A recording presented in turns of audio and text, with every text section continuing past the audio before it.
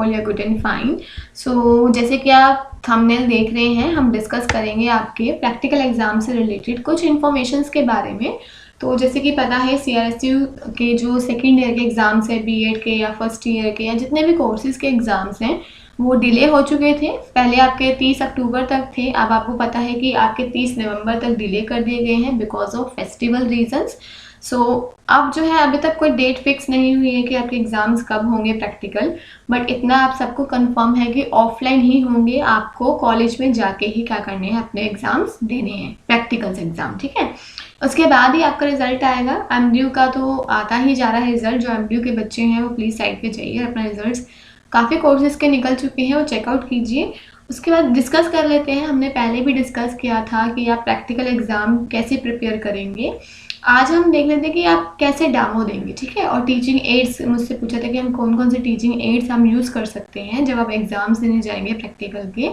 देखो, जैसे आपको पता है आपके 3 प्रैक्टिकल्स हैं इस सेकेंड ईयर में।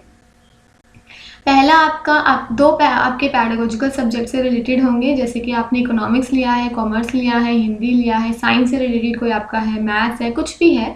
तो फर्स्ट और सेकंड आपके उसके डेमो होंगे जो आपके दोनों पैडागोजिकल सब्जेक्ट्स हैं, ठीक है। उस पर आपको एक एक या दो टॉपिक्स जो हैं आपको अच्छे से प्रिपेयर करने हैं, जो आप अच्छे से समझा सकते हैं स्टूडेंट्स को, जिसमें आप खुद भी परफेक्ट हों, ठीक है।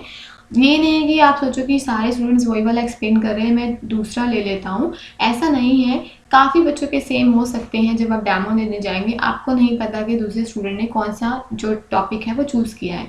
आपने जो टॉपिक चूज़ किया है उसको आपको अच्छे से प्रिपेयर करना है, क्योंकि एग्जामिनर पे इतना टाइम नहीं है, वो हर किसी को आधा आधा घंटा देंगे। आपको मोस्टली 5 से 10 मिनट या 5 to 7 मिनट्स मिलेंगे। उस 5 to 7 मिनट्स में ही वो आपकी टीचिंग की जो प्रैक्टिस है वो देख लेंगे कि आप कैसे पढ़ा रहे हैं, ठीक है। अब क्या क्या आप लेके जा सकते हैं, जैसे मान लो एक कॉमर्स का ही ले लेते हैं, इकोनॉमिक्स का टॉपिक ले लेते हैं। आपने जैसे मार्केट का एक टॉपिक उठा लिया, आपको उसमें क्या करना है, फर्स्ट ऑफ ऑल आप जाएंगे, सबको गुड मॉर्निंग बोलेंगे, good morning students, I am this, जो भी आपका नेम है, जैसे आई एम प्रिया।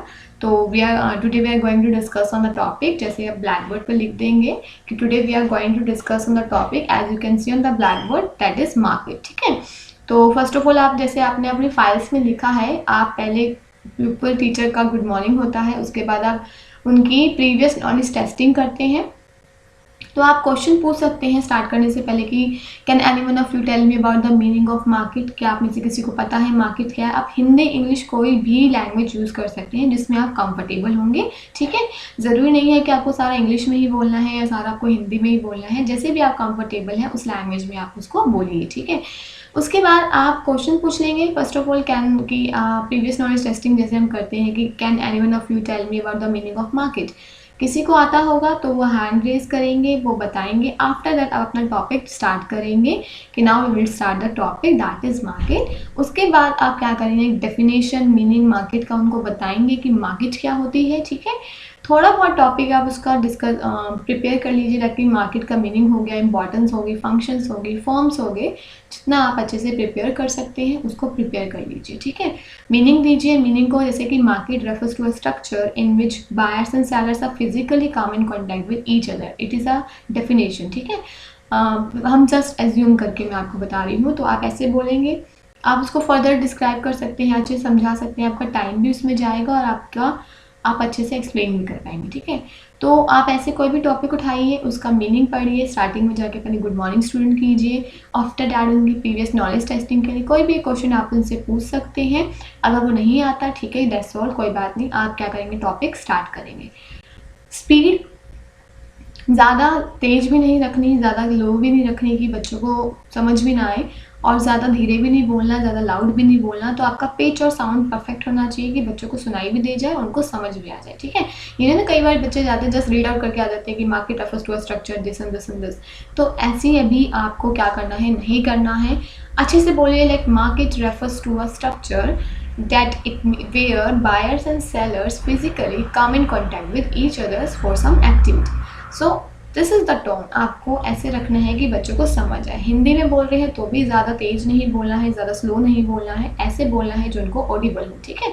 आफ्टर दैट जब आप टॉपिक कंप्लीट कर लेंगे, लास्ट में आप पूछ सकते हैं कि आपको किसी को डाउट है, आपको समझ आ गया, तो हम move on to the next topic जाते हैं। जस्ट आपको गिवन डेमो देना है। ऐसे ही आपका दूसरा सब्जेक्ट होगा, कोई किसी का हिंदी होगा, किसी का मैथ्स होगा, तो उसके रिगार्डिंग जो भी आप जिसमें परफेक्ट हैं वो टॉपिक आप प्रिपेयर करेंगे, ठीक है। अब टीचिंग एड्स हो आप ले भी जा सकते हैं, ज़रूरी नहीं है कि आपको टीचिंग एड्स लेना भी है। जैसे आप टीचिंग एड, ब्लैक बोर्ड भी एक टीचिंग एड्स ही है। अगर आप ब्लैक बोर्ड का यूज़ कर रहे हैं तो ब्लैक बोर्ड टीचिंग एड ही हो गया। तो आप ब्लैक बोर्ड पे समझाना चाहते हैं, ब्लैक बोर्ड का यूज़ कीजिए। चार्ट पेपर बनाना चाहते हैं कि मैं चार्ट पेपर बना के लेके जाना चाहता हूँ, तो आप चार्ट पेपर उसके रिगार्डिंग बना सकते हैं, ठीक है। अब जैसे मार्केटिंग का कोई टॉपिक लेता है तो मार्केटिंग के लिए अगर वो एडवर्टीजमेंट का लेता है तो कोई एक प्रोडक्ट ले जाए, उसको दिखा के उनको वो एडवर्टाइज करके बता सकते हैं। तो आप कोई भी टीचिंग एड जैसे भी आपको अच्छा लगता है आप ले जा सकते हैं। ऐसा कोई ज़रूरी नहीं है कि अगर आप चार्ट्स वगैरह लेके नहीं जाएंगे, मॉडल्स वगैरह लेके नहीं जाएंगे तो आपको मार्क्स नहीं मिलेंगे। अगर आपकी टीचिंग अच्छी है, सब कुछ बढ़िया है, तो मार्क्स आपको फिर भी मिलेंगे। आप ब्लैक बोर्ड्स का यूज़ कर सकते हैं, बिकॉज इतना टाइम किसी को नहीं मिलेगा कि आप आई थिंक हार्डली 5 टू, जैसे मैंने बताया 5 to 7 मिनट्स आपको दिए जाएंगे, ठीक है। उसके बाद आपका नेक्स्ट डे या उसी दिन लेना होगा तो उस दिन ले लेंगे। तो नेक्स्ट डे आपका दूसरी टीचिंग एड्स का डेमो होगा और जो स्कूल बेस्ड एक्टिविटी फाइल्स आपने बनाई है उसके रिगार्डिंग क्वेश्चंस पूछे जाएंगे। मैंने आपको बताए थे, डिस्कस किए थे। जो आपने फाइल में लिखा है पहले तो आपको सारा रीड करना है। जो आपने फाइल्स में जिस भी स्कूल के बारे में लिखा है, स्कूल का नेम, वो स्कूल कहाँ पे है, उसके principals, teaching staff, non teaching staff, whatever you have written on your file, आपको वो सारा देखना है, ठीक है। उसके बाद आपको मैंने कुछ क्वेश्चंस बताए थे, लाइक टीचिंग एड्स के बारे में आपसे पूछ सकते हैं, क्यों यूज़ करते हैं, कौन कौन से होते हैं, लाइक अचीवमेंट टेस्ट के बारे में हो जाएगा, उसका मीनिंग, प्रोसीजर, स्टेप्स, ठीक है, वो इंपॉर्टेंस वो आपको पढ़ना है। उसके बाद लर्निंग मटेरियल्स वो टीचिंग एड्स हो गए। आफ्टर दैट आपको असेसमेंट के बारे में थोड़ा पढ़ लेना है, असेसमेंट्स क्या होती हैं, कितने टाइप्स की होती हैं। माइक्रो टीचिंग ज़रूर पढ़िएगा, माइक्रो टीचिंग क्या होती है, कब आया था, ठीक है।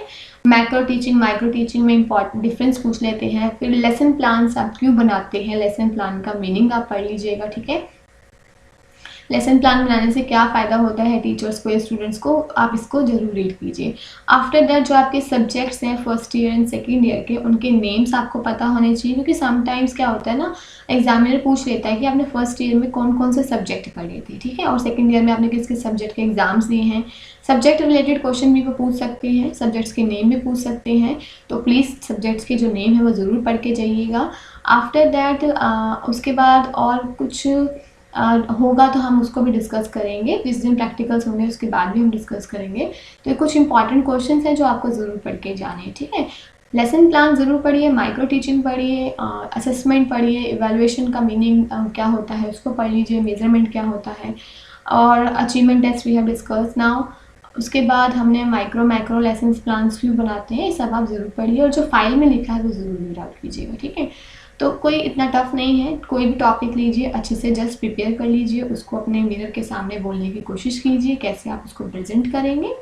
कोई क्वेरी आती है आपको तो प्लीज़ मुझे कमेंट करके बताइएगा। बाकी जो भी कोई न्यू नोटिफिकेशंस होगी ना, हम उसको फर्दर डिस्कस ज़रूर करेंगे। अभी आई थिंक आपके नवंबर से ही स्टार्ट हो, दिवाली के बाद या फिर 24 करवा चौथ है उसके बाद भी वो दे सकते हैं प्रैक्टिकल्स, गॉड्स नोज। तो ये तो यूनिवर्सिटी के ऊपर डिपेंड करता है कि वो कैसे दे रहे हैं, ठीक है। बाकी कॉलेज किस कॉलेज में होंगे, जब डेट आ जाएगी आपको उसके अकॉर्डिंग आपका सेंटर भी पता चल जाएगा। बाकी कॉलेज वाले भी आपको इन्फॉर्मेशन देते रहेंगे टाइम टू टाइम, ठीक है। तो आज की वीडियो के लिए बस इतना ही। Thank you, have a good day. अगर आपको वीडियो अच्छी लग रही हैं तो प्लीज़ चैनल को लाइक शेयर सब्सक्राइब ज़रूर कीजिए, ताकि जो भी न्यू नोटिफिकेशन हो वो आपको टाइमली मिलते रहे। Thank you, have a good day.